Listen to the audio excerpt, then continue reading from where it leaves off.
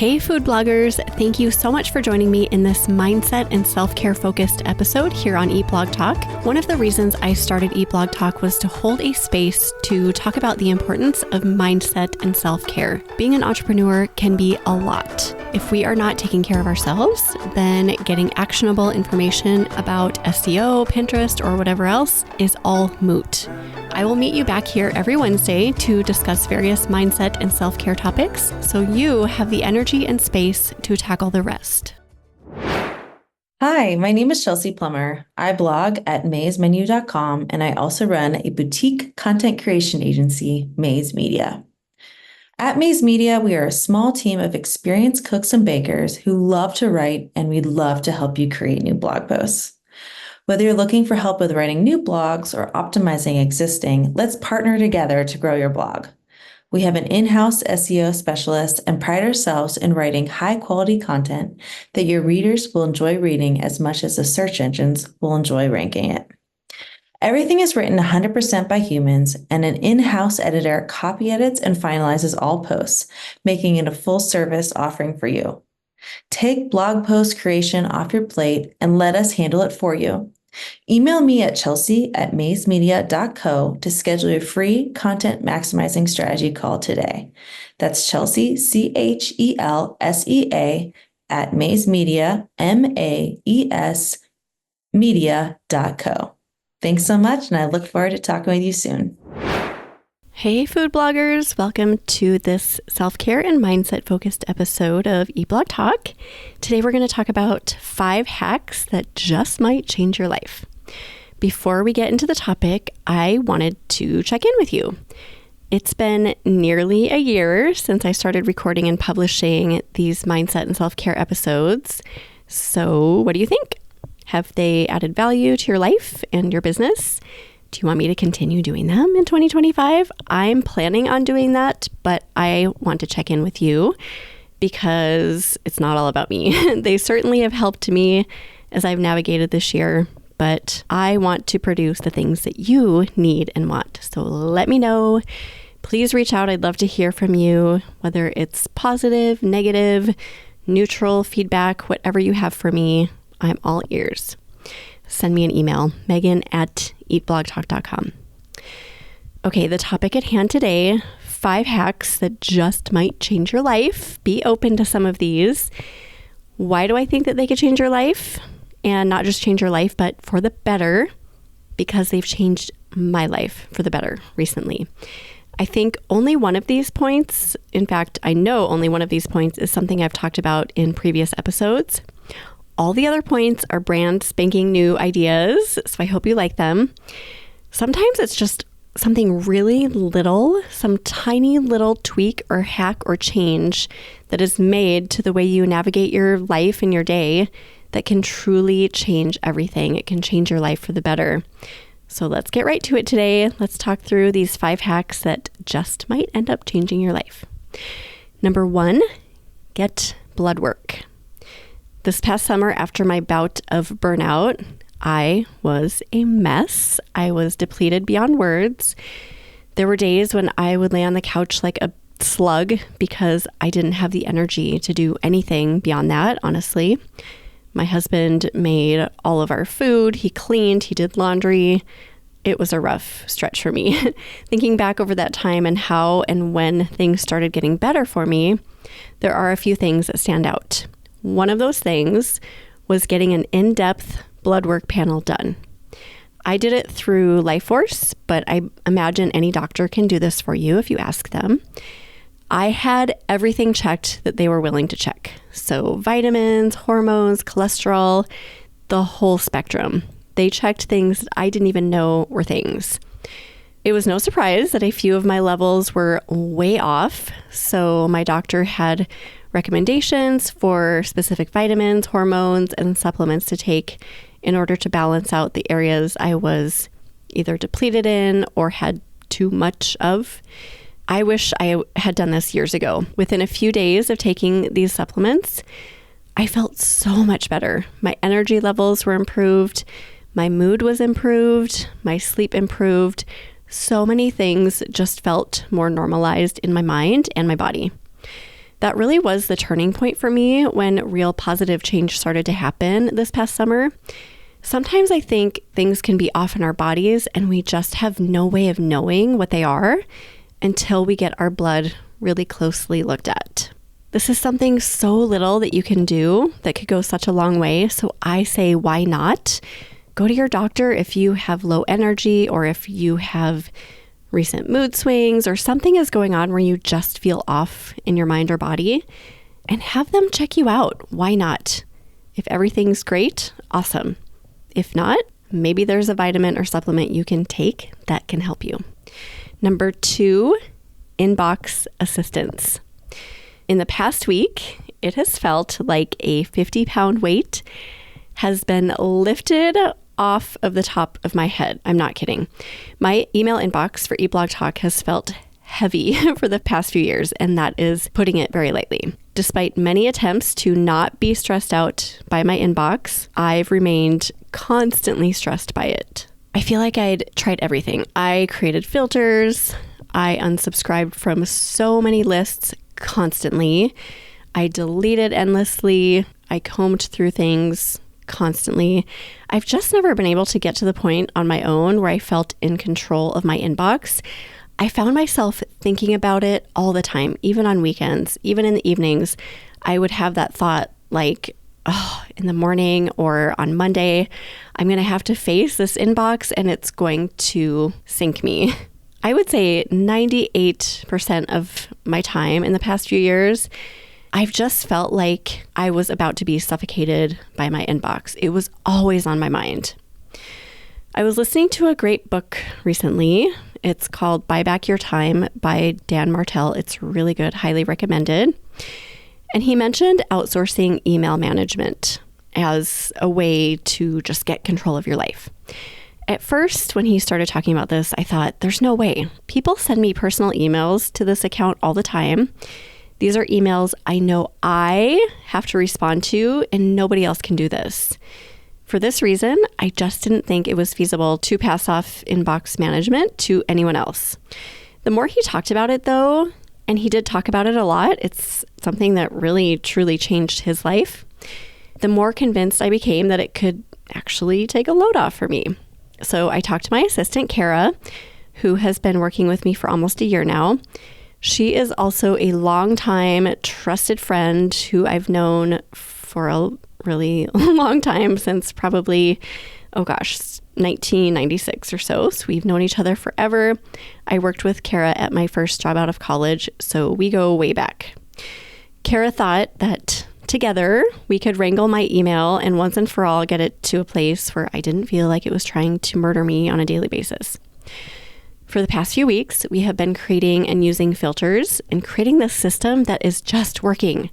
I now realize that daily, before I got Kara's help, my inbox was creating mental clutter all day long. Now, not at all. No inbox clutter ever.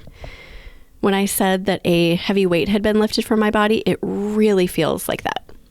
So if you are constantly stressed out by your inbox, hire it out. Just give it a try. A few things are important before doing this, though. Number 1, you either have to hire someone with a high level of trust, like I have with Kara, or have the person assisting you sign a simple NDA, a non-disclosure agreement. Emails can be really private, they can be sensitive and confidential, and you want to make sure all of that information is secure, because if it doesn't feel secure, that can add to that mental clutter I was talking about. Number 2, go in knowing that this is going to be a process. Things are not going to be magically transformed overnight. Number 3, be open to new ways of managing your emails. Kara brought a few ideas to the table that honestly had never occurred to me before, but we're doing them and they're working great. This change in my business feels like the most profound life change because it has opened up mental space for things that actually matter. I'm not worried constantly about my inbox anymore. And by the way, I do still personally reply to every email that requires a personal reply from me. This is very important to me and it always will be. I just wanted to let you know that if you send me an email directly to Megan, you will get a reply from me and nobody else. Now we just have a way to organize these emails so they're easier to get to. So if I get an email from you now, it's more likely that I'll respond in a timely fashion because everything else is all organized and in its own place. Number 3, note card with goals. I have mentioned the mastermind event I attended a few weeks ago in a few previous mindset episodes. I also mentioned in, I think, last week's episode that we got to hear an inspiring talk at that event from Mark Victor Hansen. He's the author of all of the Chicken Soup for the Soul books, and his wife, Cheryl Dwyer Hansen. They are both successful authors and entrepreneurs. They're so awesome. Sometimes when I go to events like the one I went to, it's the tiny little side notes I hear when I listen to people talk that I end up implementing and that end up being life-changing. Mark mentioned in his talk the simple thing he does on a daily basis in order to achieve his goals. So he has published somewhere around 200 books or something like that. So somebody asked him how he'd been able to author so many books. He pulled out this index card from his pocket and waved it around, and this index card had his goals written on it. Every time he eats a meal, breakfast, lunch, and dinner, plus at bedtime, he pulls out his index card and reads through every single one of his goals. What does this do? It helps him keep his goals top of mind, which produces inspiration throughout the day and therefore action. He is a dude who achieves the goals he sets out to achieve, so I figured, why not give this a try myself? When I got back home from the conference, I did exactly what he said, and I wrote out all my goals, my main goals anyway, on an index card. I read through them 4 times a day, just like he suggested. And guess what? Some of these goals are very rapidly happening, I think faster than they normally would have. One point Mark made about the strategy is that the most important time of the day to do this, so if there's one time every day you don't skip, it's just before you go to bed at night. Doing this will impress your goals upon your subconscious so it can work its magic while you sleep.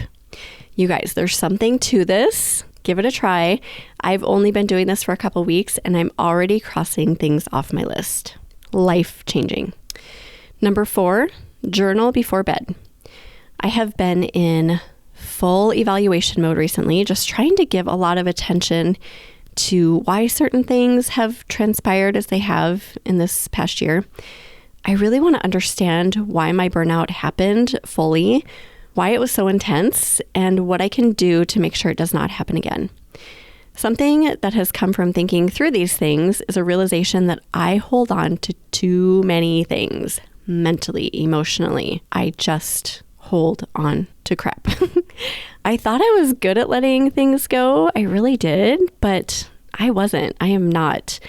Focusing on not stewing about things and being able to release thoughts that don't serve me is currently a priority for me. So I was thinking the other day about how to kind of fast track this whole situation. I tend to wake up at about 3 a.m. thinking about things, so many things, work, people, what happened that day, what didn't happen that day, what's happening tomorrow, what that person said, what I said, what was left unsaid. I mean, it goes on and on. It's kind of insane. Does any of this serve me at 3 a.m.? Absolutely not. So I wondered, what if I start journaling before bed? And not just random journaling, but what if I focus on 2 things as I do this right before sleep? Number 1, design the next day. I've started writing out what I want my next day to look like. I include calls, work, self-care, downtime, quality time with people, my energy level, my mood, who and what I'll be prioritizing, etc. I've even started labeling each day with a word. So words that have come up have been inspired, creative, etc. And it really is incredible how often those words come true the following day. And number 2, after I design my day, I address any hiccups that come to mind, anything that gets kind of stuck as clutter in my mind about the next day. If I know I have a call that I'm nervous about, for example, I will just write about it real quick. Is there anything I can do now to alleviate the nerves? Yeah, I can get a good night of sleep. Is there anything I can do in the morning about the nerves? Sure, I can meditate first thing and then I can spend 20 minutes going over my notes. With a plan in place, details about the following day become much less daunting, and there's less of a chance they will keep me up at night. This is a very new practice for me, but I already feel lighter and I've been sleeping better. I have not been waking up in the middle of the night nearly as much as before. And number 5 is meditate. I've talked about this point before in other episodes, so I may sound a little bit like a broken record mentioning it again, but it is so important and can be such a life changer. For much more detailed information about meditation and how to get started with it, go back and listen to episode number 580. Meditating requires some diligence, it requires some patience, but when you commit to it and give it your best try and continue doing it despite feeling like you're not doing it right or like you're failing, it is honestly just so life-changing. In episode 580, I talk about how I committed to meditating regularly at the beginning of 2024, which is kind of serendipitous considering how the year unfolded. Almost immediately, my sleep improved, and I mean drastically improved. I was able to pull myself into the present moment much more easily than before I started meditating. There are many, many, many positive benefits of regular meditation that will change your life for the better, I promise. And the great thing about meditation, it's so simple. All it takes is a few minutes a day in a quiet room. Do your best to not overthink meditation or to overcomplicate it. It really is the simplest, most powerful way to improve your life this week. You will see changes that fast. That is all I have for you in this episode. So to recap, we talked about 5 things that have made a huge difference in my life. Little tiny things that I would have not thought would be so life-changing, but have been, and I really hope these things are life-changing for you as well. 1, blood work. Get a panel done and just see what's missing or what you have too much of in your body. 2, inbox assistance. Outsource your email management if this is an issue for you. Create a goal note card and carry it around with you. Check it 4 times a day to achieve your goals. Journal before bed. Design your next day and address any worries before bed so you sleep better and stay more focused. And meditation. Just consistently meditating so you can bring calm into your life and clarity and better sleep and all those other good benefits. I hope you found this episode helpful. These are such small but powerful tweaks and new habits that I truly hope enhance your life. Let me know if you try any of them or if you have life-changing hacks of your own. And please share your feedback on these mindset episodes. I'd love to hear from you. Until next time, friends, take care of yourself this week, and I will see you next time. Thank you so much for listening to this mindset and self-care episode here on Eat Blog Talk. If you are a food blogger providing a service for other food bloggers and you want to spread the word about the value that you offer, I would love to offer you a free way to do just this. Send me a 60-second audio clip to be featured in a mindset and self-care episode here on Eat Blog Talk in 2024. Go to eatblogtalk.com/audio clip to learn more.